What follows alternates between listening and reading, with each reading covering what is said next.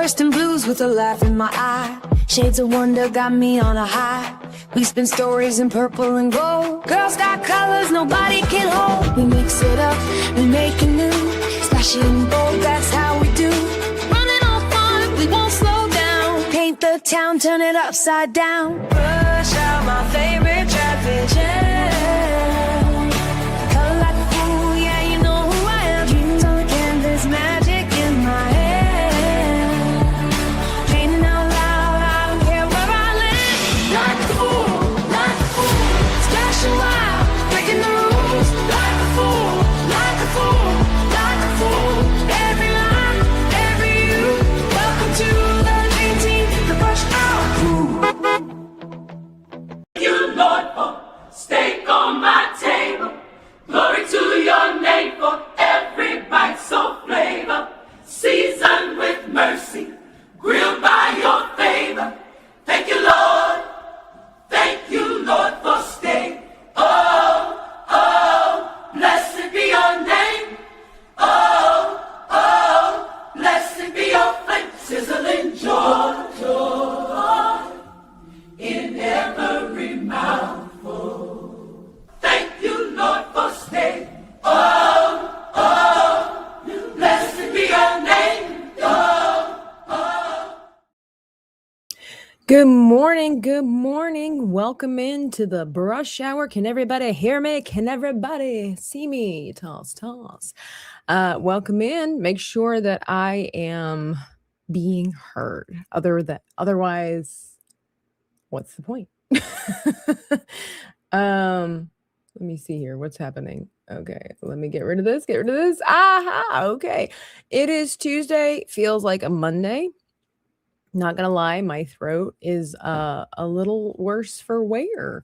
I don't think I'm sick per se. I was doing the research on the internet, and I think I've just sniffed up something that has irritated a little bit of the back here, and it's just processing. Because I woke up, I felt like this last night, the beginnings of it. I'm like, please don't let me be sick. But this morning, I didn't have any further symptoms, and I know myself pretty well that when I get a cold or something like that, there's always the fatigue that follows. There's always the soreness, the headaches, the everything. I don't have that this morning. I feel perfectly fine, except for some sinus up here, and I've had that before. And once that gets cleared up, like usually it takes just a day, and I'm fine. So thoughts and prayers for Tabitha, please, while she struggles through life this morning. But welcome in. It's Brush Hour. I'm sorry we didn't have one yesterday. I was in full-on recovery mode because of the MegaCon, and it was a lot of fun. It was very tiresome too. Like, as far as we were all just exhausted, and I'm thankful that you all are here. I see you. We'll talk to you in just a second, but it was, my goodness, it was just great.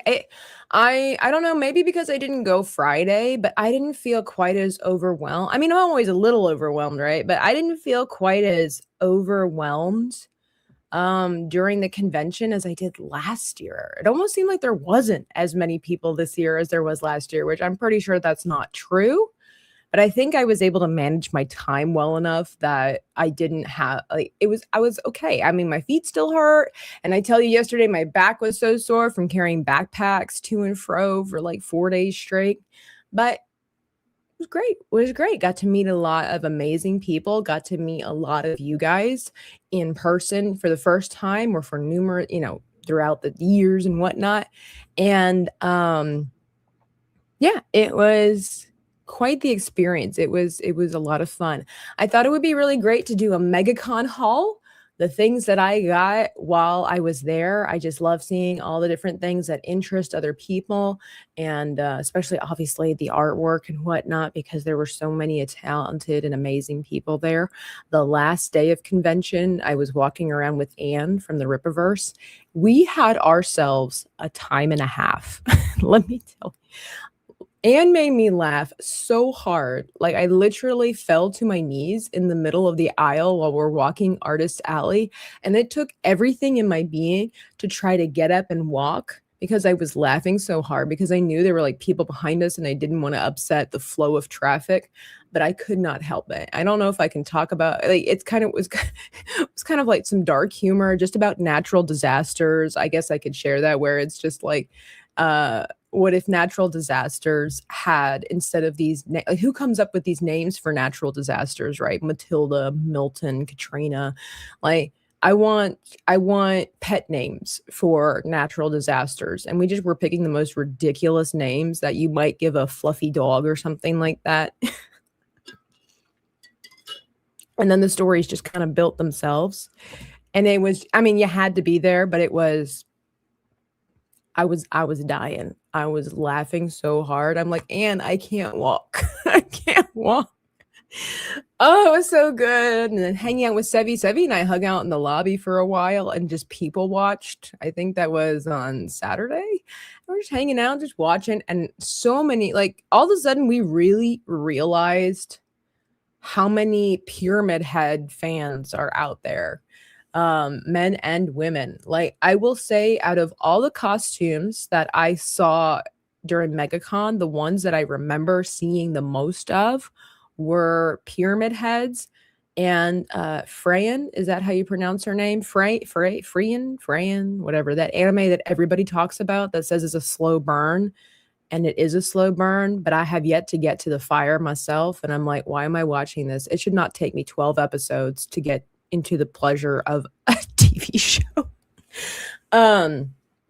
But and then that blue-haired chick, I don't know what she's from, but she's anime as well, and she has pigtails, very long pigtails, and their blue, white, cute dress. I think those were the top 3 costumes that I saw the most of at MegaCon. But yeah, lots of Pyramid Head. All of a sudden, we're like, there's another one. And we saw the most, I think Sevi posted it on her Instagram. We saw a lady dressed as Professor McGonagall. She looked so good, like so authentic. She looked like she could have been a movie stunt or like a stand-in for Dame Maggie Smith. She looked amazing. But I guess that's I don't know if you guys care about excuse me. I don't know if you guys care about MegaCon talk and whatnot, but we can talk some more. Let me know if you want to hear some more things that happened. Like I said, I'm going to show you my MegaCon haul and whatnot. But you know, we come here for the art. Hang on, I think my thing didn't connect to my Lonely Screen app. There we go. All right, let's bring in the character for today. As some of you know from my gaming stream, and actually, I'm also going to here on the YouTube side. Well, just here, I'm going to send you to. Well, I'm not going to send you, but I'm going to show you my Kick channel. I'm sorry, I'm still in recovery mode trying to navigate through all of this. So give me 1 second. Just give me a minute, just a little bit. Okay. I'm also going to dead air. I feel like it goes faster if I don't talk, but here we go. This is I'm going to show you my gaming.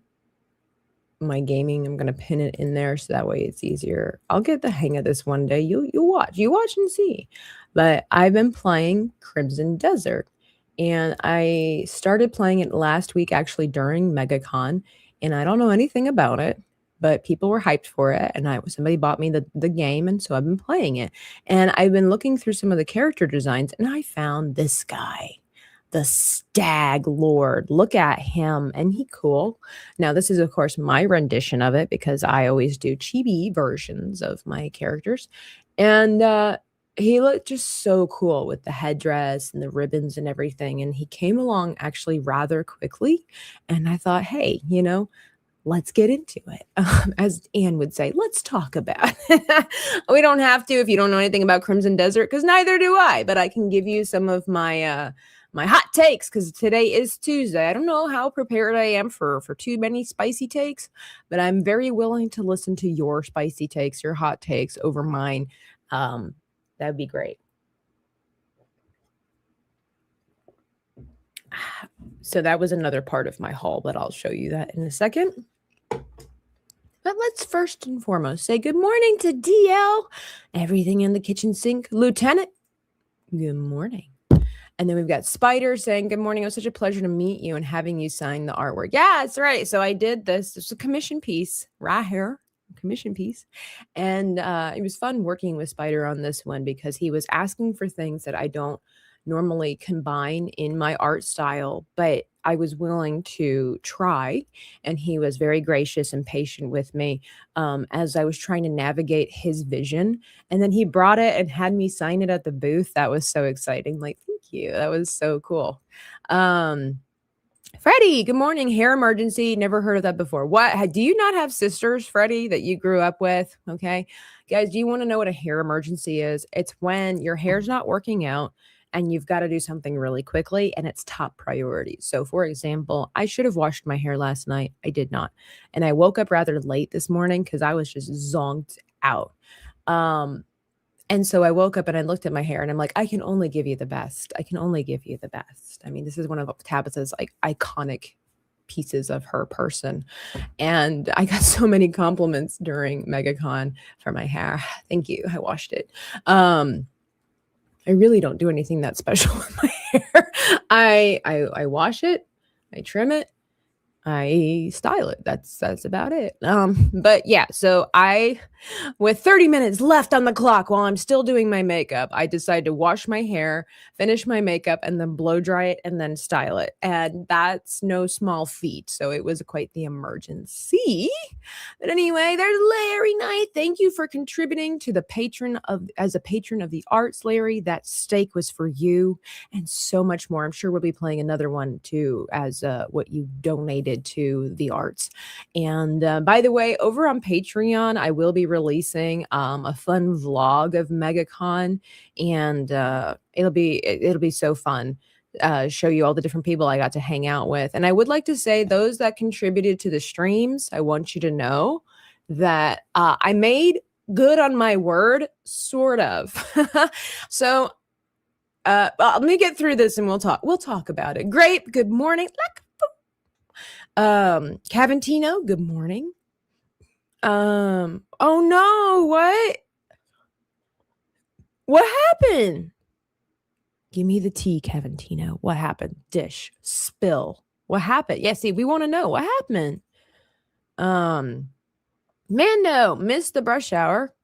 What do you mean? Oh, you missed the brush hour. I got you. Prayers for drink. God, what happened, guys? What happened? What happened? Hulk smash. Good morning. What? Really? Like that's what got him taken down? You mean like the successful cripple? Like I'm not trying to be mean, but like literally proving everybody wrong and that he has a place in this world and then he made bad decisions. Like that's the reason why. DL says, I like it when you're up close and personal. We get to see you and all your loveliness. Whatever. I don't know yet. I'm not sure about that. We'll see. It kind of depends on where this goes too. Oh my gosh. Is that VR? Is that Valiant? I'm just kidding. Is it a Valiant Renegade? Oh my goodness. He was walking around entertaining Michelle and Natalie. And I was telling the story of my gaming channel yesterday where we like bumped into each other. There was like basically a meetup in Hogsmeade over at Universal. And I saw Natalie because how could you miss her, right? But it was getting dark and she was wearing a white shirt. Of course, she's got her gorgeous red hair and everything like that.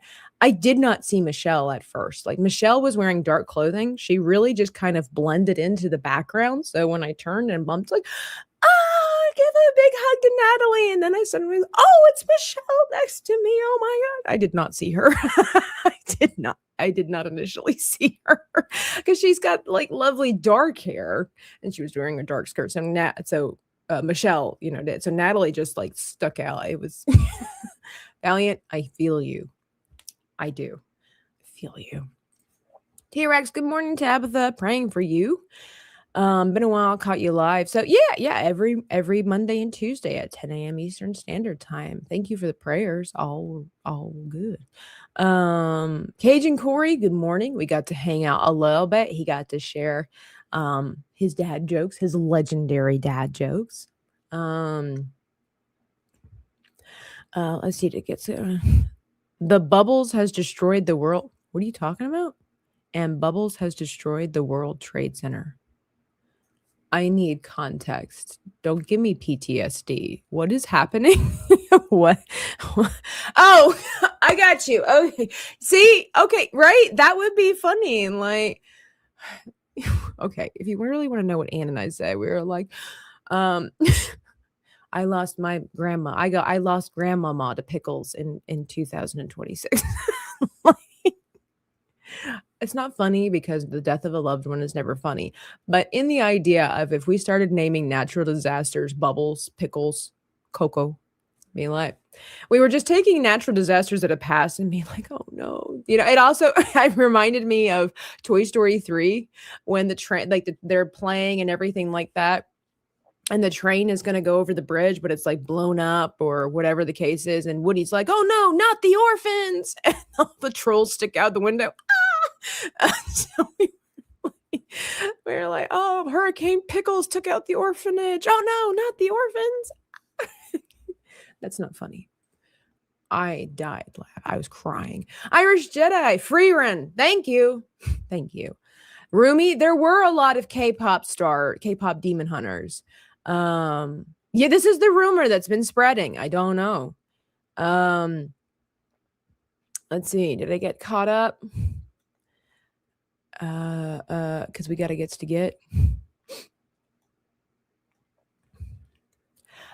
Spider Unlimited for 10. Shout out to Tabitha for all the work and commitment you put in between helping the G&G booth, heading to Daytona for recording, and pictures at City Walk commitments. Represent the best of us all. Thank you. I feel seen. Let's dance like dinosaurs. I think I took on too much this year, to be honest with you, Spider. It was a privilege. It was a blessing to be able to help out where I could. But I think I did too much. I was helping other people record for their channels. I was trying to record for my channel. I was trying to answer questions. I was trying to help out like at the booth where I could. And then I was also trying to enjoy things for myself. And it was like, I don't think I'm accomplishing the mission for anybody. But we will. Time will tell. But I had a lot of fun. Cajun Corey for 5. Oh. Brace yourselves. Oh, man. This is just a thank you. I thought it was going to be a dad joke. Let's read it out loud. Thank you for making that dad joke video. Great seeing you again. No, thank you, Cajun Corey. Thank you.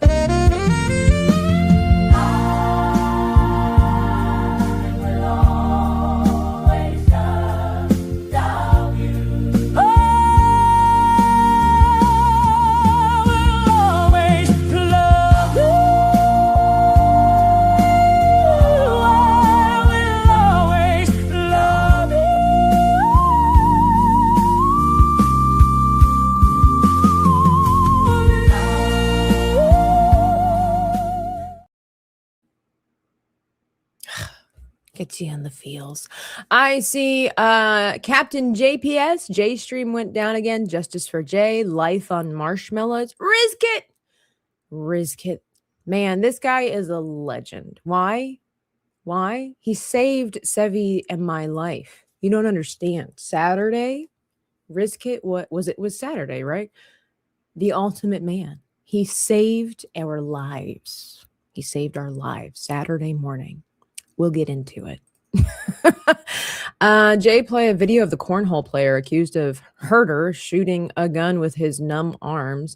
Stream stayed on and got taken. You know, I noticed that when I was watching while I was doing my hair and stuff like that, but it was a crazy morning, and it was like suddenly it said YouTube took this down for violation, and I'm like, what the fwig, Koopa? Like, what happened? What happened? Wee. That's right. All right, so I have gone a week without drawing, and I tried to work on this yesterday, and I'm like, I don't remember how I do this anymore. I think I remember. I think I remember. So let's get into this MegaCon conversation, and then I'll show you my haul. It'll be great. It'll be great. All right. So I usually start off with well, see, okay. So this is where I struggled yesterday. I'm like, how do I normally do this? This guy has a lot going on with his gear. And I might need to go back to, hang on, let's go back to Mario. Let me see what I did. So I just outlined the whole thing in one color and then I colored the outline, but he doesn't have near as much going on as the other guy. And then I just color it in layers. I kind of needed a refresher course there, by the way. So yeah, wait, well, did we have brush hour last week? Wait, MegaCon started on Tuesday. No, I'm wrong. I'm very, very wrong because Nomi was here in the studio Tuesday night and I colored. I did color and I think I had brush hour the day before and I think we finished Mario. Okay. So almost a week. I tell you guys, it is rough for someone like me to go longer than 4 days without drawing. Because drawing is not only is it like my job, not only is it my hobby, it's also therapeutic. It's just where it's the place where I go to unwind, to think, to relax, to be productive. Like that's what I love about what I do is that it's all encompassing. It meets my needs in so many ways and I'm grateful for that because not everybody, I assume not everybody has that. I don't know. Maybe they do. But for me, this is what works. Your flight was switched to a drive. What? My flight was switched to a drive to deal some business. So I'm on the road. Safe travels, Rizgit. Rizgit. So I need to, you know what? Let me take, I did the whole layer thing. I should have just taken, all right, we're just going to do I don't know what we're going to do. I'm going to start off with the head here and probably just, well, we're just going to do a thing. We're going to do a thing. Here we go. And I was also in the debate of should I do this in the painterly style that I've been experimenting with or in the typical, but we got to get solids down regardless. So there it is. But here we go. Let's get started and then we can talk about the MegaCon. Larry got to meet Larry at MegaCon. Larry, I hope you had fun. I think you said that was your first. I don't know. I hope it treated you right, man. MegaCon is rough for all the first timers, because sometimes people just don't know what to expect. And it's a lot, man. It's a lot. But it was so nice to meet Larry. Larry was great. Got to hang out at the after hours a little bit at Universal. I want to try to find a new brush because this one's nice, but I don't know. I'm experimenting. I'm exploring. We're in the exploring phase where it's like, I know it's like, well, if it ain't broke, don't fix it. But at the same time, we could maybe improve and get to where we really want to get. But I do like this. Debatable. What is debatable, Rizkid? I wasn't at MegaCon, but I did see you on the G&J stream, which only went on until Beardo lost audio. Yeah, I was there in the front when all that was happening. And unfortunately, MegaCon, like the place, it's not the best for internet. Poor Beardo. It seemed like he was getting, people were blaming him for the stream or whatever. It was out of his hands. He couldn't do anything. You mean the panel? Because somebody else had the camera for the panel. And it's out of their hands, There's a lot happening, working behind the scenes, and so it wasn't his fault.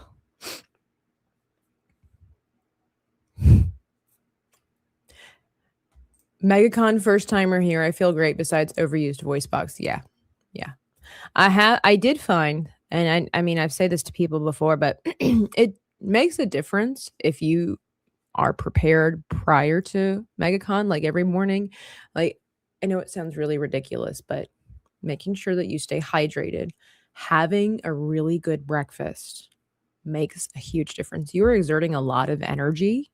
There's a lot of stress happening. It doesn't matter if you can handle a lot of stress. It's happening because you have to navigate through the throng of people and there's so much stimulation going on. You can be the toughest guy in the world. It doesn't matter, but like you can't deny that there's a lot happening and your brain has to factor in all these different elements. So Larry says it was my first time and I absolutely loved it. Meeting you was definitely one of my favorite moments. I will say when I got home yesterday and the whole trip caught up with me, my body let me know just how mad it was at me. 100% Larry. 100%. Can man had issue? Yeah. Hello. Good morning. Welcome in. It was your first MegaCon too, Corey? Oh, I guess because I've seen you guys at so many other conventions that it just doesn't dawn on me because MegaCon, like a lot of the conventions are like kind of similar. I thought I'd seen you all at MegaCon before, but I guess I just seen you at a different convention.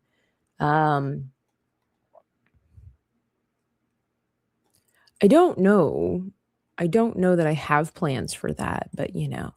Smoothies are great, but I recommend a very hearty breakfast. Don't eat too much, obviously, but I recommend a very hearty, sustainable breakfast every morning for MegaCon.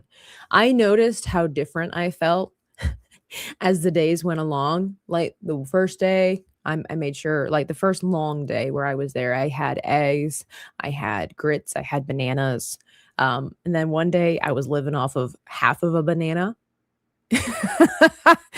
And Zevi and I were upset because there was one day where we were going to have breakfast or not breakfast. We needed to eat something. It was like the lunch hour and she's like, let's go find some food. And I'm like, I'm there with you, sister. Like I need help. And so we went to the food court and we knew it wasn't going to be great, but it was what we had. Right. And we got the terrible little pizzas that they have there. And don't get me wrong, I love Papa John's pizza, but these are not like good Papa John pizza. They're small, they're expensive, and they don't put a lot on there. The funny part was that she got cheese, I got pepperoni, and we're eating our food. And she's looking at my pizza and she's like, you know, I'm the one that ordered cheese pizza and you have more cheese than I do. And when we looked at them in like comparison, like, it was so my pencil dropped. But yeah, it makes a difference. And then we were upset because across the west, so we sat at a table with some strangers because there's limited seating. And this family had some kind of like I don't know, some Oriental salad bowl. And we both looked at each other like, well, had we known that was there, we would have gotten that because that looks a lot healthier, more beneficial than what we got. But you know, you live, you learn. It's all about the experience, you know. It be what it is, you know. And then you are allowed to take snackies in there. I know Nomi was always like hitting us up with the Bloom. I don't try to rely on energy drinks for anything. I kind of drank it for funsies because it does taste good. I don't know if it helped or not because I don't want to be a person that relies on stuff for like that for energy. But it was fun to drink. Like it's like a nice refreshing beverage that doesn't sit heavy in my stomach like a regular soda would. So shout out Bloom. I really like their flavors. We're just going to make everything brown. We're just going to make everything brown. And then just like with Mario, we'll recolor the outline to what's appropriate. By the way, thank you everybody for who took my stickers or was willing to take the stickers when I shoved them in your face. I was able to pass out quite a few, do some networking. Some people talked about hiring me for my artwork. And that's always a great feeling. Being able to showcase your artwork and then getting some work. So I appreciate that. Appreciate the opportunity. I think I had to redo some of this. I've got my Stag Lord picture over there. And Cajun Corey for 5. Uh-oh. Hang on.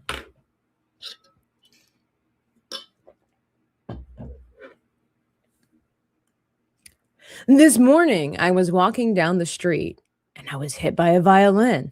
then a clarinet, and then a French horn. I think it was an orchestrated attack. I think there's like sound effects. Hang on. Corey, I should have done that better. I'm so sorry. I didn't have like laugh track. What? How do you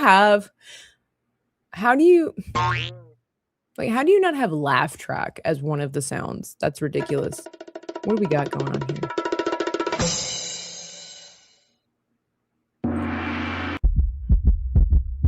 Really? You have heartbeat, but you don't have laugh? Missed opportunity there, StreamYard. Missed opportunity.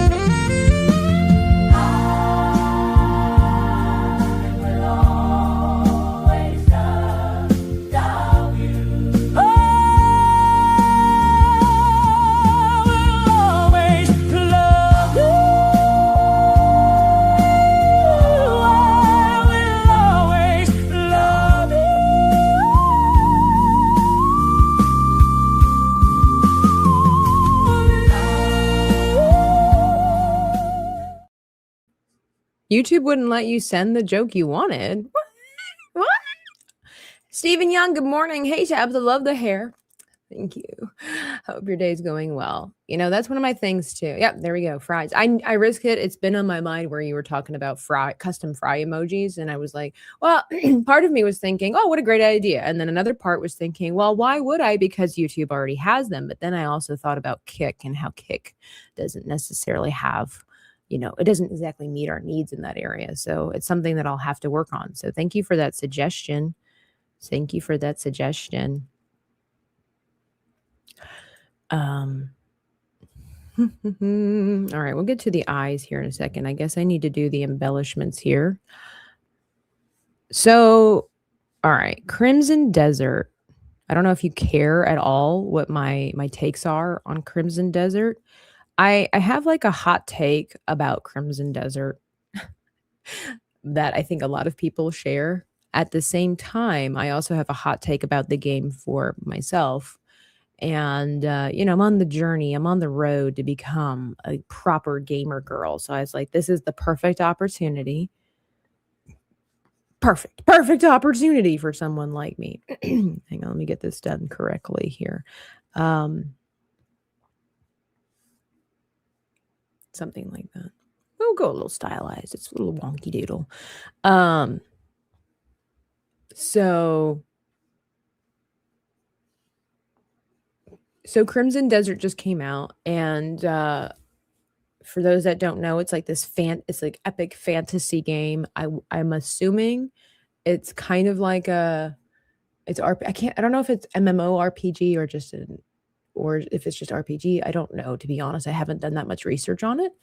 But from what I understand, from what I'm gathering from it, it feels like the combination of trying to mix Skyrim. My personal opinion is that it's trying to mix Skyrim, Dragon Age, and Assassin's Creed together, which sounds like a really cool idea. But it's very clunky. And I am not the only person who shares this opinion. It's not just me, a me problem, right? But I had to come to a harsh reality because I legitimately, and I apologize if I disappointed anybody yesterday, but I was legitimately getting frustrated yesterday because there are so many controls that you have to remember. There are so many different elements that your character can do that it just gets overwhelming. And I don't like the layout of the controls. And I don't like the fact that I cannot switch and customize the controls.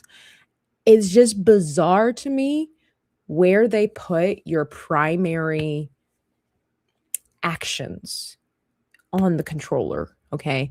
The primary actions are, they're run, jump, and sword, right? Main weapon.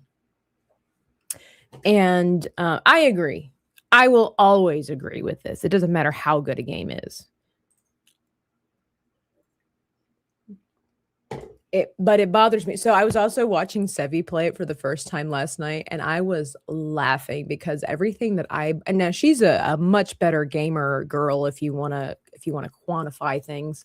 I don't think that's the right word, but if you want to compare, Sevi's way more mature of a gamer gal than I am. So I didn't feel bad about the fact that the same struggles that I was having, she was having. Like she was like, how do I run? Right. And that was one of my complaints when I first started playing too. I'm like, why are we walking everywhere? This game is going to take twice as long if I'm only able to walk. So it's like trying to find how to walk should not be that difficult. Nevertheless, it were. And I was joking around with her saying that, running. She's like, well, she literally said the same thing that I said, where it's, or at least thought it was like, oh, the running element must come later. And she was already way ahead of me when she finally figured out how to run. That to me is a problem. That's a primary action. Okay. Running, jumping, and using your primary weapon. So you have to like double tap a button to run, and it's just out of place, right? Like in a lot of games, I think isn't even in Fortnite, like you push down on the toggle switch and that allows you to run because it's not necessary. It is an extra step, but it's a more fluid step rather than pushing forward, having to press this to go run. It just seems like that would free up a lot of space, but like toggle, there's two different dials. There's this over here. It doesn't flow. And then so there's the jumping element. The sword is like, it's not even like excuse me, let me bring up the controller here. I'll just bring up my Switch controller. So like the sword, if I'm not mistaken, the sword is this button. It's not even this button, which these are the buttons that we primarily use no matter what kind of fighting game that we have, right? So the fact that it's this button. And I know it's not much of a difference, but it makes a difference because our brains are so accustomed. Like, why wouldn't you make the trigger buttons the primary weapon button? Right? Like, why wouldn't you do that? Why are you messing with our heads? And then it took us forever to figure out that I believe it's the bottom button here. It's different for each controller. For this one, it's B, right? I think for this button over here, it's A, which is so frustrating. Be consistent. But you have to press the down button twice in order to run. And it's just ridiculous. It's just ridiculous nonsense for that. And it's like, so you have a sword, you have a bow and an arrow, then you have like this magical grappling power. Then you also have like this like this special magical ability to use your sword if you hold in a stance and then basically use some special power to use a reflection. Like, it's too much stuff in my personal opinion. It's too much happening. Like even in Skyrim, you are allowed to have a bow and arrow, a sword. You can have a sword and a shield, and you also have your magical abilities. You also have your shout, right? But it's fluid. And the thing is that you can go to a menu and you can decide which magical powers you want to have.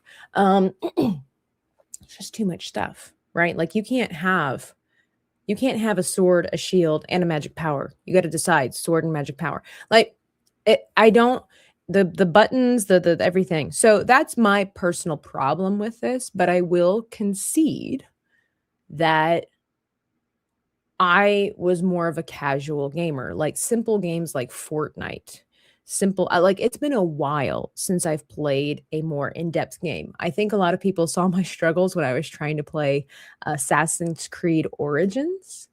And but that was even better than this one, in my opinion. The reason I didn't like Assassin's Creed Origins, it was a little clunky, but for me, but also the story was just boring. It was just boring.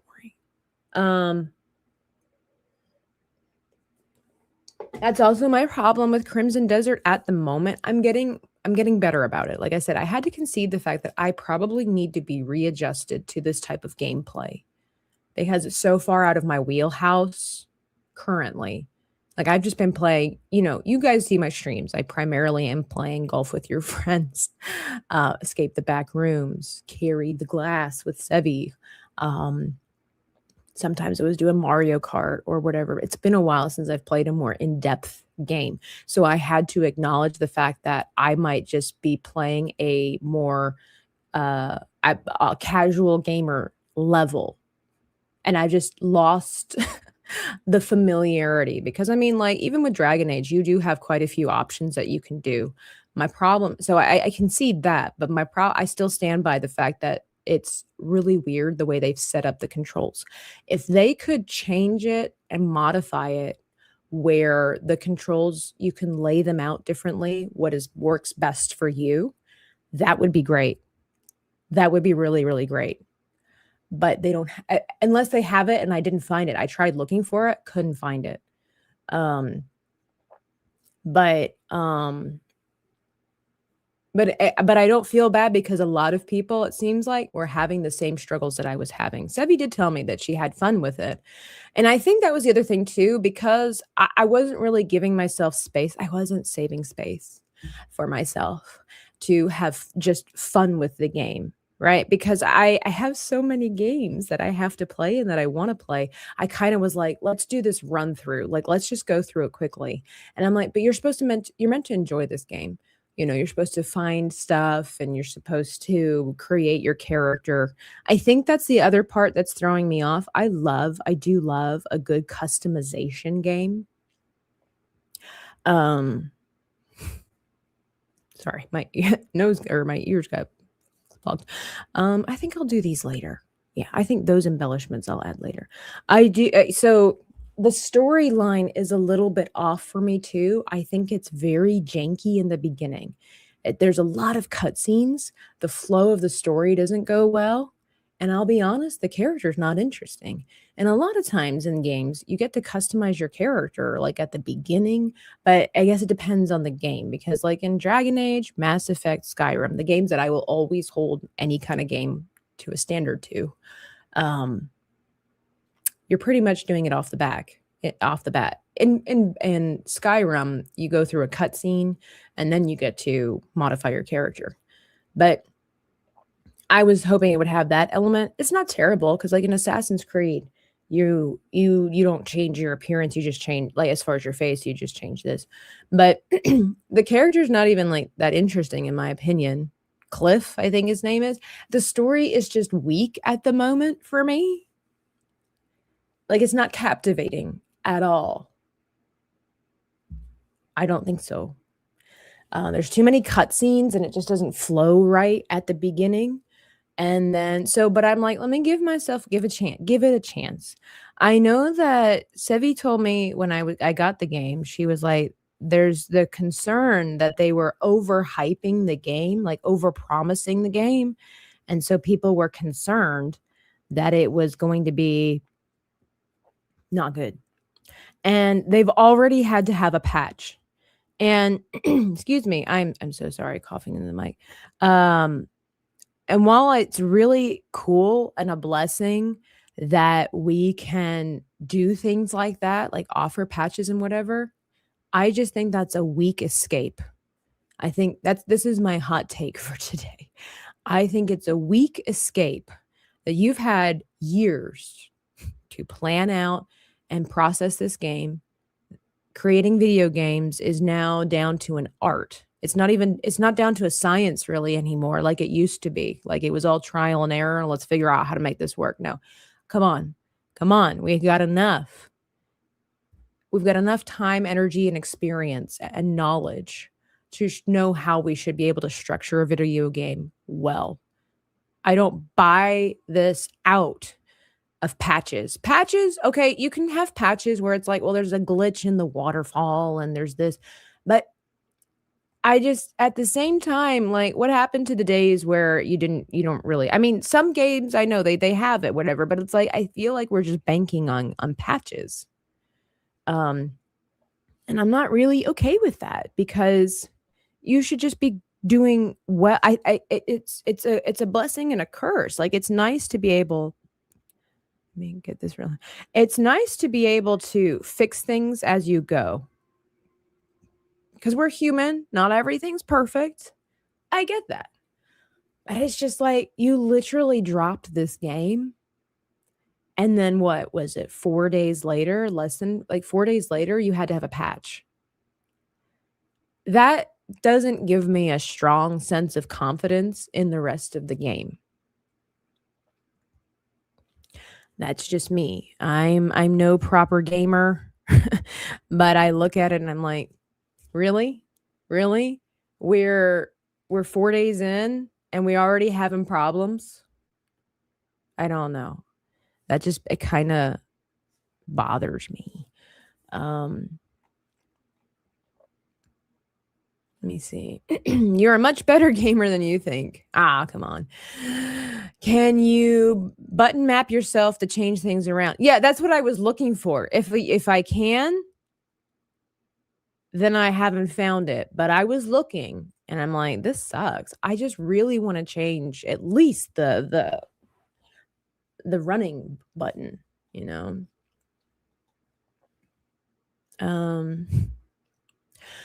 What was it? It was honey, garlic, apple cider vinegar, wasn't it? Jedi Fallen Order was laid out really well. Yeah, I think it's just because there's also just too much to do.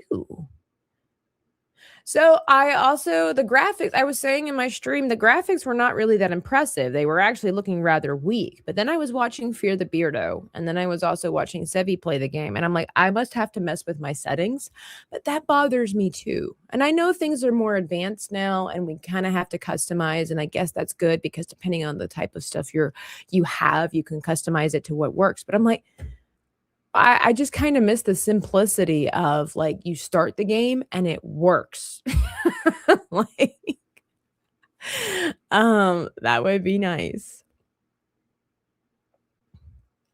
Okay, it's kind of clunky. Okay.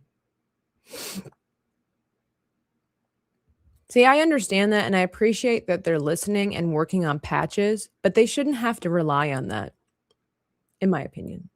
I'm no game designer, I'm no game developer, but I am a consumer. And it bothers me that people just bank on easy out. Oh, it doesn't work. We'll fix it later. No, this is the same thing when it comes to artwork. I know, some things are loose than others. Like I'll just fix it. The mindset of I'll fix it later. It's the same thing in photography. The worst thing that photographers can hear or say to people is I'll fix it in Photoshop. The dumbest, worst thing you can say. Now, it's not to say that we don't fix things in Photoshop, but to bank on it, be like, oh, the lighting's a little off. I'll change it in Photoshop. You're making more work for yourself and you're also devaluing your skills. You're losing confidence in your skills. The mentality of I'll fix it later is terrible. It's a terrible mentality to have. And, sometimes I'll do it. You guys will just have to correct me in the chat whenever I will be like, I'll just fix this later. There are some times where this rule, quote unquote, can be broken. It's how it is. It also depends, like live streaming for me. Like I try to stay true to my form of creativity when I'm drawing and stuff like that. But at the same time, this is not like a commission piece. Most of the times in my commission piece, well, I would say my commission pieces, it's like I don't have that mentality of I'll fix it later. It's very different streaming my artwork than it is doing it in the silence of my own. Well, I mean, I do everything in my own home, but you know what I'm saying? Like, and the idea of I can't think of the words. I'm sorry. Now my brain split because I'm like focusing on this little curl here, trying to make it look cool. I don't like that. I don't like that. I'll fix it later. No, we fix it now. When I'm zoned in and focused and doing this for somebody else, this is part entertainment as much as it is artwork, right? Like that's the long and short of it. And so that idea of I can fix it later is passable in this scenario. If you're spending millions of dollars on something, on a product, that you're going to release to millions of people, the idea of I'll fix it later is detrimental, man. It's a lazy, terrible take. Hayden said there are 3 characters you will play as throughout the story. Well, I hope they get more interesting than Cliff.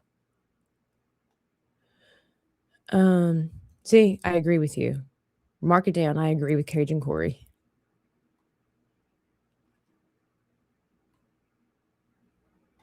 Yeah, exactly. Hey, Logical Spark, good morning. To change the controls in Crimson Desert, access the setting menu by pressing escape. That's the other thing. Like the navigation through the menus is stupid. It's terrible. I'll have to look this up then, Larry. Thank you for the research. Yeah, I got to be able to try to change that. Yeah, they're released broken and then they patch them up as they go. Crazy. You have so much you want to say in disagreement. I'm here for your hot takes, risk it. Hate that you're driving, but stay safe. I do now. I'm curious, like, my artwork is perfection? Hardly, but I strive for that, but I appreciate that. Cynthia, thanks for the follow, but I don't follow people on Discord. Like the few people that I do, like even my friends, if I didn't have to follow them on Discord, I wouldn't. I only use Discord for phone calls. That might change in the future, but at the current time frame,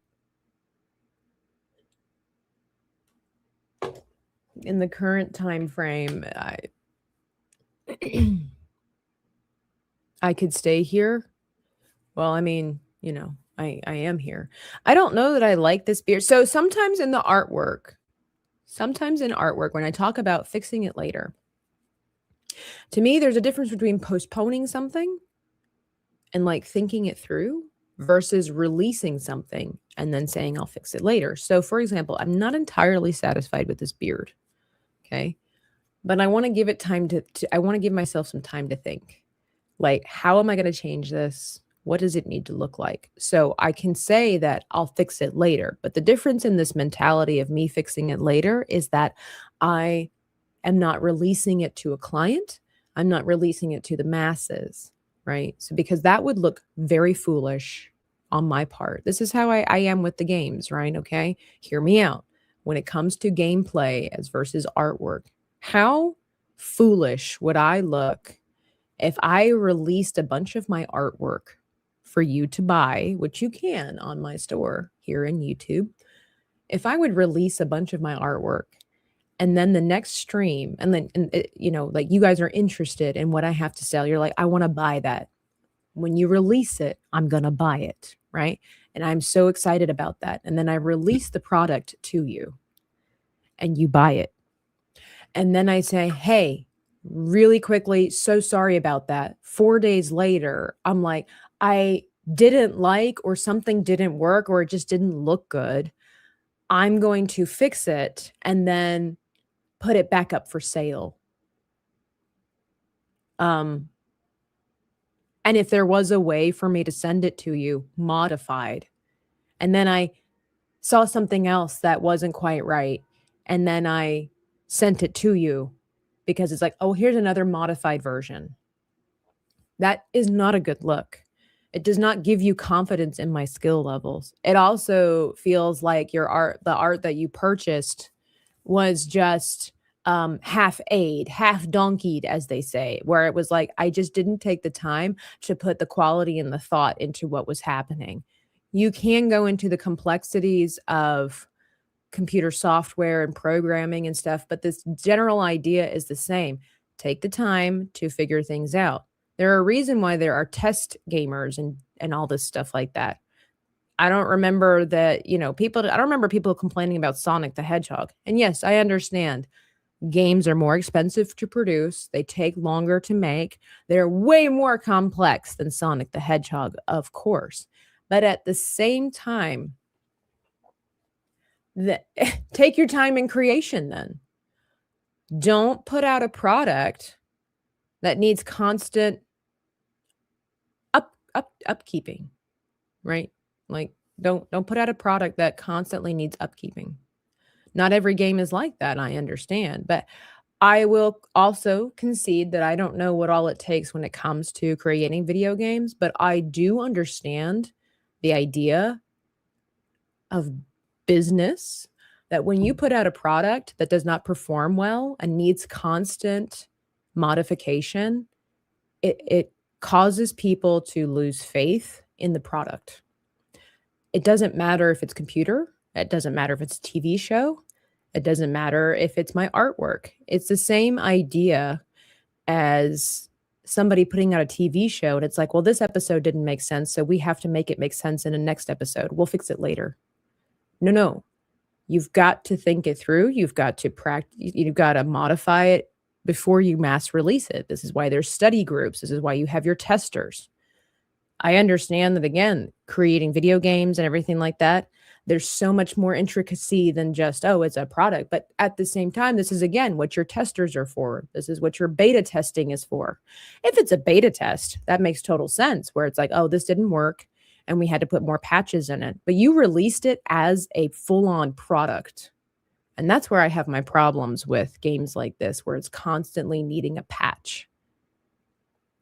You say Fortnite, cough, cough, cough.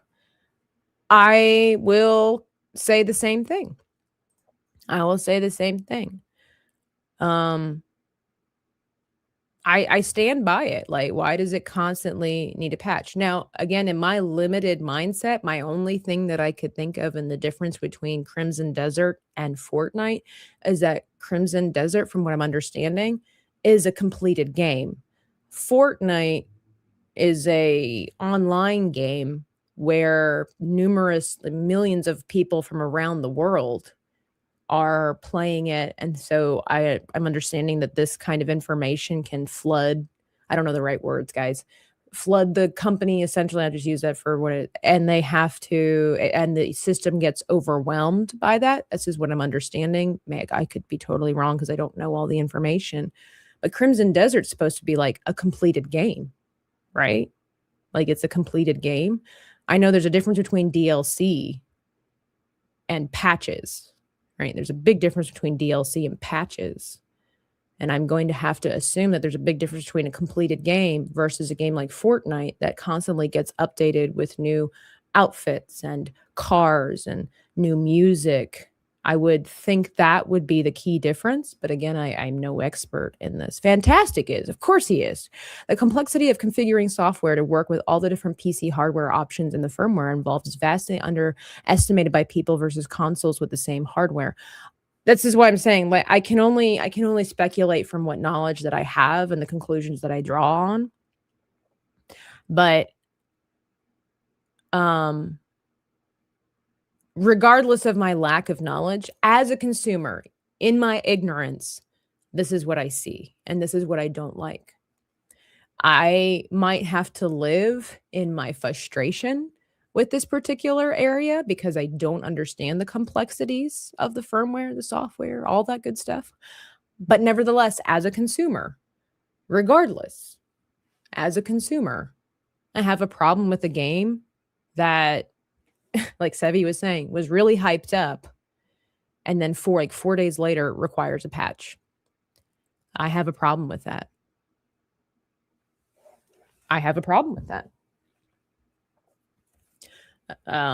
But if someone could explain it to me, I'm willing to learn. It's not like I'm not like rooted in this opinion or this belief. It's more of like based on the limited information I know and have, I don't approve. But if someone could walk me through why it's acceptable that a completed project needs to constantly be refurbished, even though people paid for a finished product, I also think it's kind of part of the whole aspect, even with, the way culture is going. We're just settling for mediocre because that's what everything and everybody's doing, rather than taking the time to make sure something works, is liked, is fixed. But again, I don't know the intricacies of computer situations and whatnot. I have determined through this conversation, I don't like this beard thus far. So, like, I get it. There's a lot more to it than just XYZ. But maybe make a less I don't know. I don't want to say make a less complicated game. People like complicated games. It's not just about me. I don't think it's a good look when a game needs to constantly be modified when it's advertised as a finished product, or the fact that it's not advertised as a finished product. Be like, don't worry, guys, if there's a problem, we'll put a patch in. I don't like that mentality at all. No, you're not being outed. How do you decide when a piece is complete? So the rule of artistic people is art piece is never finished. Because even though we declare it finished, we're always going to look at it and think, I should have done something differently. For example, I go to my Mario piece. I really love this. I like this a lot. And I have declared it finished. But at the same time, there are things that I look at and I'm like, I could have changed that. I could have been different. Maybe this could have been smoother. I could modify this. It kind of comes with a self-discipline of I just have to declare it. I just have to say it's done. It doesn't matter how good it looks. There's always going to be something where I'm like, I could have done something differently. I could say that with a lot of my pieces. It's very rare that an artist ever looks at their piece and says, it's perfect, it's done. You'll see that a lot of times that artists are painting and they're like, that's it. I just got to call it. Otherwise, I'm going to be working on this forever.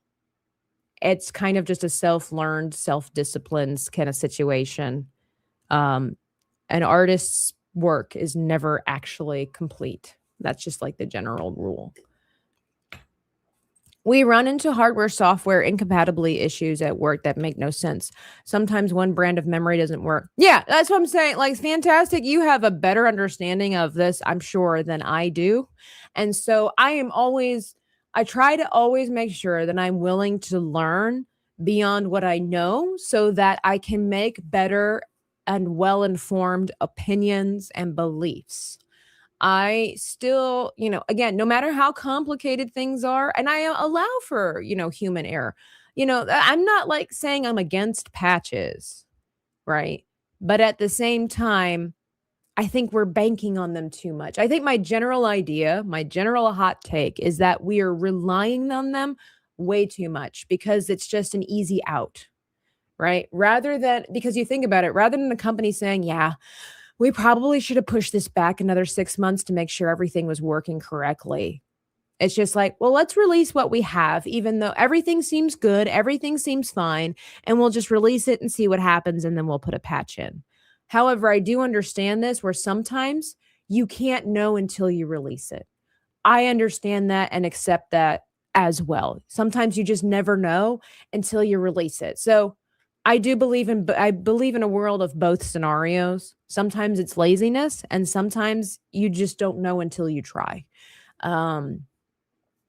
But overall, I can't say Crimson Desert is my favorite game thus far because my favorite games had me compelled from the get-go.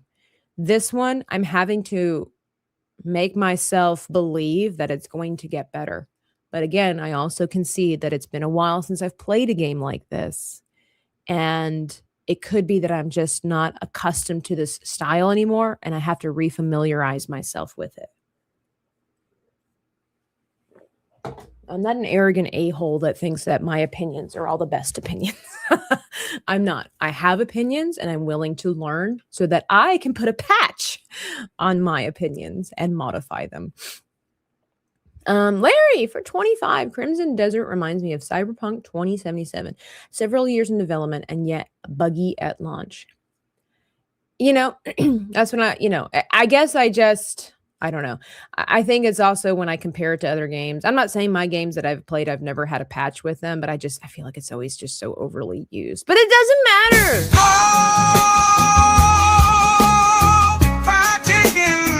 My heart's desire.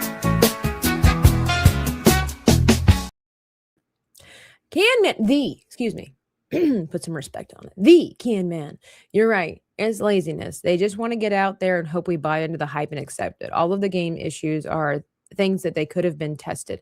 Yeah, I believe I believe it's an even thing. Like we just discovered, just to reiterate for the last time, is that I believe that we are banking on patches, but at the same time, much like Fantastic was saying, You never know until you try. You have to work with what you have.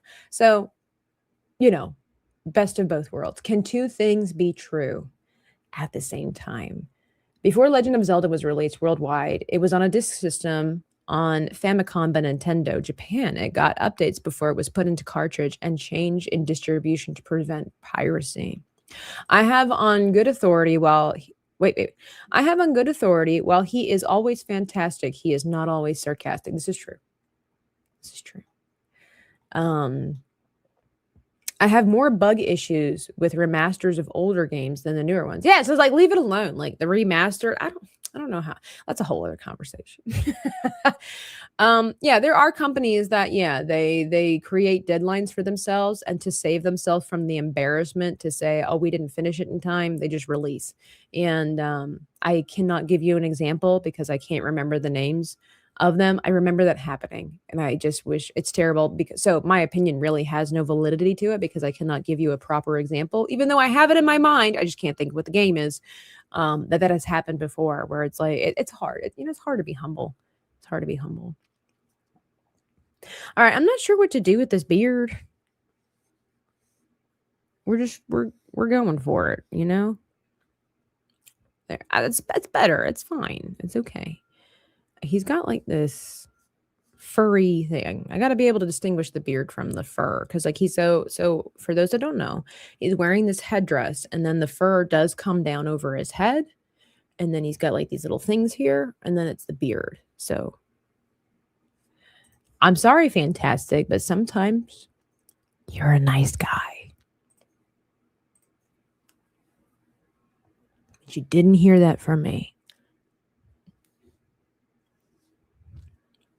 Hope everybody got home safely. That and of course you got folks like the Rizkit Foot of Biscuit who is still on the way home. Oh, so I was saying that Rizkit saved my life and saved Sevi. Is that Sevi and I were very hungry. We didn't eat a proper breakfast. I think it was Saturday, wasn't it, Rizkit? And after the panel, the G&G panel, we were hanging out with Rizkit. We found Rizkit. I think that's how it was. We found Rizkit wandering the halls. No, we just, everybody bumps into each other. And we ended up going to one of the little food coffee stand things. And Rizkit graciously, I think I should do the shield afterwards. That way I can layer it on top. Rizkit graciously bought us coffee and muffins. And they were so good. Okay. Sevi probably wouldn't want me to tell you this, Rizkit, but she felt bad because she only ate like half of her biscuit. She only ate half of her muffin. And she's like, I don't want him to think that I didn't appreciate it. And I'm like, he's not going to think that. Rizkit's like, as Nomi would say, Rizkit's a real one. Like he'll understand if you're not able to. I ate the whole thing. I would have eaten the rest of Sevi's, but she was like, well, you can, but I've kind of eaten. I'm like, I am that person, but I didn't want Sevi to know that I was that kind of person. Like, girl, I don't care. I'll eat I'll eat the muffin. I'm hungry. But I didn't do it. I should have. I was hungry. Your girl can eat. Your girl can eat.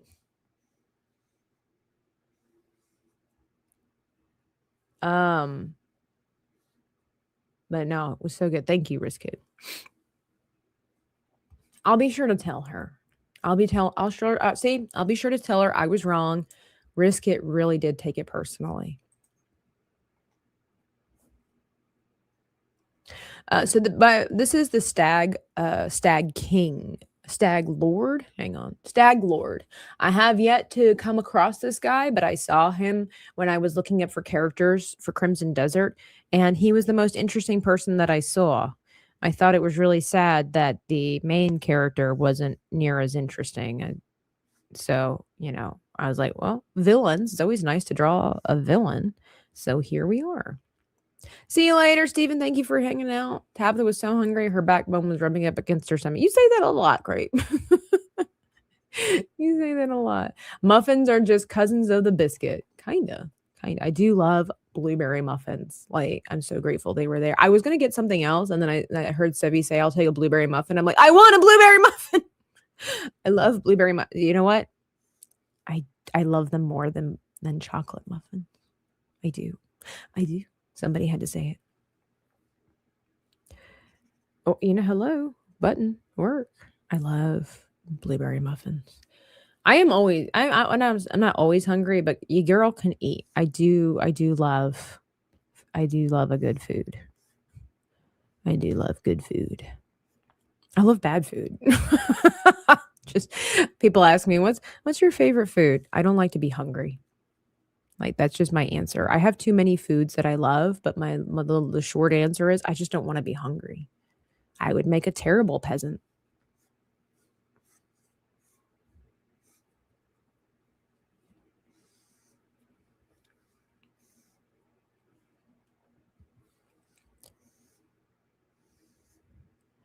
I want to make his clothes more interesting, but I'm not. I'm working. My chibis are going through something. They're growing. They're evolving. I was very inspired in the Artists Alley at MegaCon, where I'm like, man, I try not to do the whole comparison thing, because it's like, oh, they're just so much better than mine. But like, no, I'm still learning. It's fine. We'll just get better. Don't give up. Just get better. I mean, I wasn't going to give up, please. But it's hard. It's hard when you see it's like, how do they do that? How do I do that? I hear you, Can Man. 100%. I feel you. Yeah, the mini donuts were good too. It's kind of cool that we got to see them make them. Like, they weren't just being heated up over and over and over again for hours on end. Like, they were legitimately being made while we were there. That was nice. They were good. Who had them and they felt bad? Marvin. That's who it was. Marv had them. And he was like, I bought them. He's like, I don't need a whole bunch of them. Please, somebody eat them. I'm like, Marvin, I'm coming. I mean, I only had one. I didn't want to overindulge. I didn't want to be that girl, but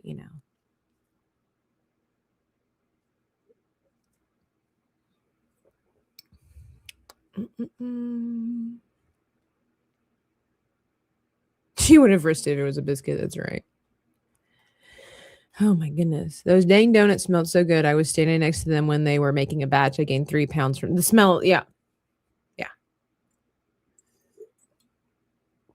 I'm pretty proud of myself, though. I didn't behave too badly. Like, I try to make sure I didn't overindulge in sickly foods and stuff. Oh, so that being said, I wanted to say thank you for all the contributions that you guys have made to this channel, because I didn't get to, we were talking about, oh, okay, we meet up with Joe. I was supposed to be, I bought Joe coffee, I think it was, and Nomi bought Joe a pastry, but we didn't get to see Joe every day. And Joe, in fact, actually bought me a coffee, but it's okay. It's okay. I bought a different friend. I bought their dinner, so, I try to make sure I pay it forward, what you guys generously give to the channel.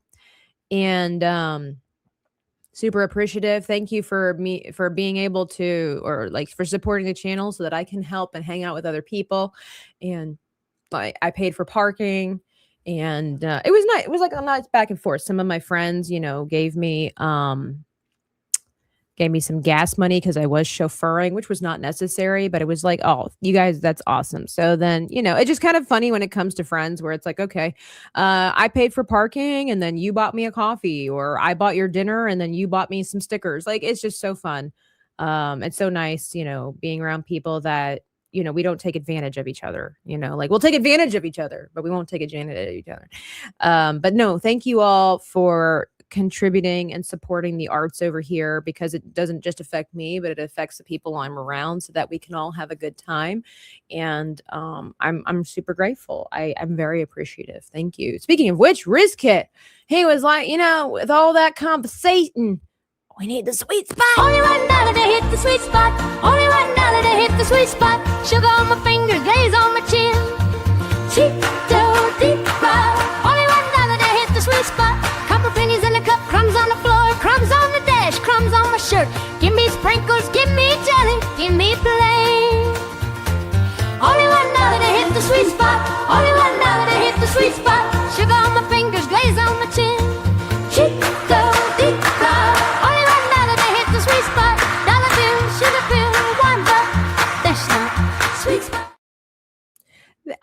Thank you guys when you contribute that super sticker, that 99 cent or whatever it is. I love that song so much. It's so fun. Here we go. We're getting the outline. Don't tell you. Well, no, that's not. Tell Maria. We got some artwork done today, even though despite my handicap.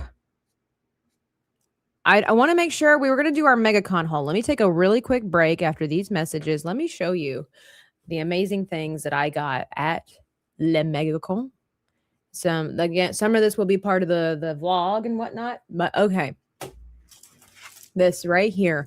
I've been wanting to get it. I've been to several conventions, and this guy is always at these conventions, and I love his artwork. I love the simplicity of the idea of what he does. And his company is called Rubber, Rubbr, without the E, Rubber. And I have wanted this sticker or this art piece for like a year and a half now. And so what he does is he takes the rubber ducky, same pose, everything, and then just changes it to different characters. And this year I finally bought it, had a nice conversation with him, and I got the Gollum rubber ducky. Precious. I love this. Look at this. This is so amazing. I love it. So I don't have a lot of Lord of the Rings memorabilia or paraphernalia. I'm very, very particular. I don't want to have a bunch of stuff. I had to have this. So he had pictures. He didn't just have stickers. He had pictures as well. And I was shopping around with Sevi, and I'm like, I really want this. I've wanted it for like a year and a half, but my backpack was full. I didn't want it to bend. And she's like, well, just get the sticker and you can frame it. And I'm like, see, this is why Sevi went to law school. She's way smarter than I am. She's making solutions to problems I have. And, they had Teenage Mutant Ninja Turtles. They had Dragon Ball Z. Anything you can think of, this guy does. Highly recommend. You can see he's on Instagram. Look for Rubber, and super cute. So I've wanted this for like a year and a half. So thrilled. And look at the size of this sticker. I mean, dear God. I don't remember how much I paid for this. Maybe it was $7. Never, because some people, they sell stickers like this for $5. I'm getting one that's like 3 to 4 times bigger than the average sticker, and I freaking love it. It's so cool. So that's the first thing that I got.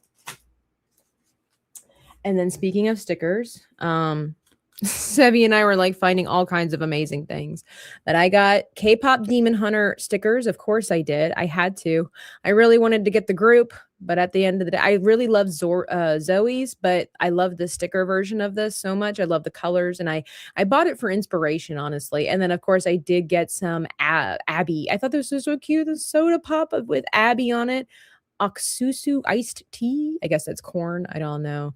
But I just thought it was hilarious. And again, a lot of times I buy these things, not necessarily because I want to decorate anything particularly, but it's because of inspiration. I buy a lot of stuff, not because I want to decorate, but because I'm like, this inspires me. So, but I don't know where I'm going to put these, but I love them. Then I got, so it's so funny. When I was walking around and shopping with Anne on Sunday, I stumbled across where she said there was this one lady that she wanted to stop and see. She really liked her artwork. And I'm like, oh, okay, let's go look at it. And her name was Julia Mann. Let me throw that up there so you can always find her yourself if you want to after I show you the art she created. She had she had art for everything. If you want like high class pop culture art, go see this lady. So I got a Disney castle, like a big one to put downstairs. She did the Disney castle, which is so beautiful. And then I got, guys, you ain't ready. Look at this high class picture. Do you know what it's from? Look at this high class art. What is that? Is that? Oh my gosh, real quick. Stop. Call the mouse. Is this Fear the Beardo? Oh, he probably doesn't want to see all this stuff here. We'll show him what we've been working on. We're working on the Stag King over here, Fear the Beardo. Hope your stream was well. Hope you enjoyed the game thus far. Beardo, is it just me or is the game rather clunky? You're more of a professional gamer than I am, but the controls are a little weird. Am I right? Like, is it just me, or does it seem really awkward in the fact that the top 3 major actions are displaced on the controller. Like the run, like Sevi and I couldn't figure out how to run for like half an hour. The jumping method is in the wrong spot. The sword button is in the wrong spot. Am I crazy? Am I crazy? Anyway, I hope you're doing well, Beardo. Hope it was a great stream. Anyway, we're doing our MegaCon haul. So yes, do you guys know what this is from? Look at how adorable this is. Okay, it's Monty Python in Search of the Holy Grail. This is the terrible monster that lives in the... Risk it. Be quiet. Sit down. Okay, look. Everybody, bring it in. Pay close attention. Read this. You're enjoying it, but it's a little clunky. It's not optimized. You're not crazy. Thank you. This is the validation that I needed in my life. Okay? You read this. It's not just me. Okay? It's the world. If Beardo says this, that it's gospel. Okay? It's gospel. All right, back to it. But I love this so much. I just thought this was that. So what I'm trying to tell you guys, I'm serious. She had the Goonies. She had, oh gosh, she had the Goonies. She had Seinfeld. Anything that you can think of pop culture wise, she had as high class, fine art, all hand drawn. Obviously, this is a print. Highly recommend if you're looking to upscale your house, like you want to have what looks like not just a picture of Optimus Prime from the cartoon, but like something that looks like fine art. Highly recommend this lady here, Julia Mann. Check her out. Totally worth it. I did get, don't tell Maria. Apparently a lot of us got Maria stuff. What's so funny is that, so Anne, she worked with Rippaverse, and then she knew this lady and she knows Carrie Smith. And we're like, we know Carrie Smith for deprogrammed Carrie Smith. And so don't tell Maria, but I got her this Labyrinth piece. We all love us some Labyrinth, and I know Maria does too. So Sevi got Maria some stuff. I won't say what it was. And then I got her some stuff, and apparently Larry got her some stuff. So I'm going to be sending this to Maria. I thought she'd really, really like it. And my Disney one, I already put it on my wall downstairs. I have to. Yeah. All right. Another cool story. By the way, I saw you. It's comics and everything. I got to meet Danny in person. I did. She's exactly how she is on stream. Take that for what you mean. Take that for you will. Yes, she had Last Unicorn. Oh my gosh, anything you could think of. She had what's it? What's that fat guy that's no longer with us? That's blonde. He's in a lot of dumb American movies. McFarlane. She had pictures of him. Like Anne said, she didn't really care for Seinfeld that much, or like she wasn't a huge fan, but she bought the Kramer portrait that she did just because it was so amazing.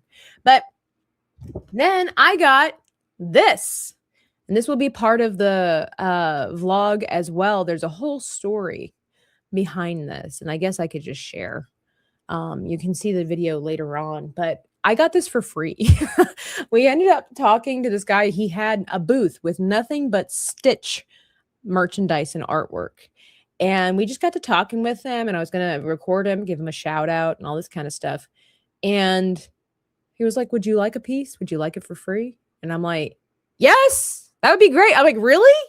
And I didn't know which one I wanted. And then I spotted this Rick O'Connell Stitch piece. And I loved it. And he even signed it for me. That was so cool. I love this. And I'm like, dude, now I need to go see Brendan Fraser so I can get him to sign this. I love it. It's so good. I love it. It's so cool. And he put it in a really nice sleeve for me. Is that his name? Chris Farley? I don't know. I was just recently introduced to him. You know, it is Wasp. Oh my gosh. We got to meet and hang out with Wasp, and she's just so lovely and classy and very stylish. 10 out of 10. Recommend Wasp. She was so nice to talk to. We had some really great conversations. And it was a pleasure to meet Wasp. It's always so cool when you get to meet people in person, then you find out that they're way cooler. And no offense, Wasp, but like you're way cooler in person. And actually, that's really a compliment. Chris Farley, I do think that's the name. And then somebody asked, what was the name? I don't remember his name. Tristan. I want to say his name is Tristan. I don't know his last name, but his company name is Rubber. And you look for him on Instagram, you can find him, and he has the most amazing artwork with rubber ducks. I had to have this. All right. I think I did buy some stuff for some other friends, but that's somewhere else. Oh, 1 second. Hang on. I forgot the two final pieces that were amazing. I got my Barney hat signed by Bob West. And some of you troglodytes don't know who Bob is. He's the voice for Barney. He was so nice. I got my picture taken and I got my hat signed. There it is. Bob West. He was so nice, so jolly, so wonderful. And I'm just so happy. Somebody actually asked me how much I would be willing to sell my hat for. I was like, are you kidding? I'm getting my hat signed by Bob West. You can't have it. Go visit overlords and give them your money. I don't want it. Maybe it was a foolish decision, but I wanted this hat. And this is a really nice hat. Shout out Overlord. I love this. I mean, look, they give you like this fake crocodile dinosaur skin, different colored, the stitching. I mean, a lot goes into this. Highly recommend. And then even on the inside, it's got the sweatband. It's made with terry cloth. I like it. One of the best best well-made hats I've ever had. And then last but not least, are you ready for the piece de resistance? Okay. Like I said, I don't have a lot of Lord of the Rings merch. I got this giant ring that lights up for Christmas. I got some bookcases. I'm very particular. Are you ready? Are you ready?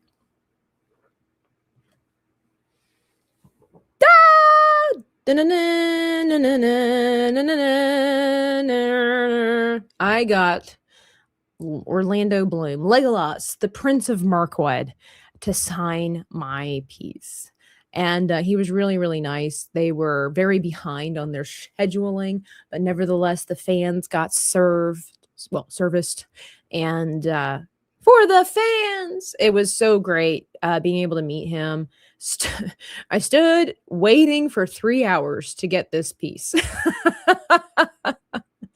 3 hours to get this piece of Legolas. I was a Legolas girly back in the day. Of course, I'm a Boromir till the end kind of gal, but I do love Legolas. And Tabitha, warmest, what does it say? With love and respect, Orlando Bloom, aka Legolas. And then I don't know if he did that with everybody, but he was in a very generous mood. But then he even put, I don't know if he does this for everybody. He said, we'll do a little something extra. That's what he said. And he gave me basically Legolas's signature. He took the time to draw this little arrow. You see the L there? And then he took his time with putting on the little feathers at the back end of it all. And it was like, this is so cool. Like he asked me what my name was. I was just expecting him to be like Orlando Bloom. He had so many people, just Orlando Bloom, pass it on, you know. But the fact that he's like, what's your name? How do you spell it? And then he just kept writing, and then he kept writing, and then he was like, let's do a little something, and he added on the little thing on the back end, and I'm like, wow. He must know I'm dreaming, Tabitha. No. That's awesome. So besides some other stickers and things, I got some stuff for people's birthdays. That would be my MegaCon haul. I didn't want to overspend because I am very particular about what I get. But what a blessing. Some stuff was given for free. Some stuff was just a stumble upon. The only thing that I really had the highest the intention of getting was this. And I got so much more. So #blessed. It was amazing. He is on Instagram. I followed him. I'll try to find his link and then maybe I'll post it in the next brush hour if you guys remind me. Larry Knight says for $5, when will you be open for commissions? Today is Friday.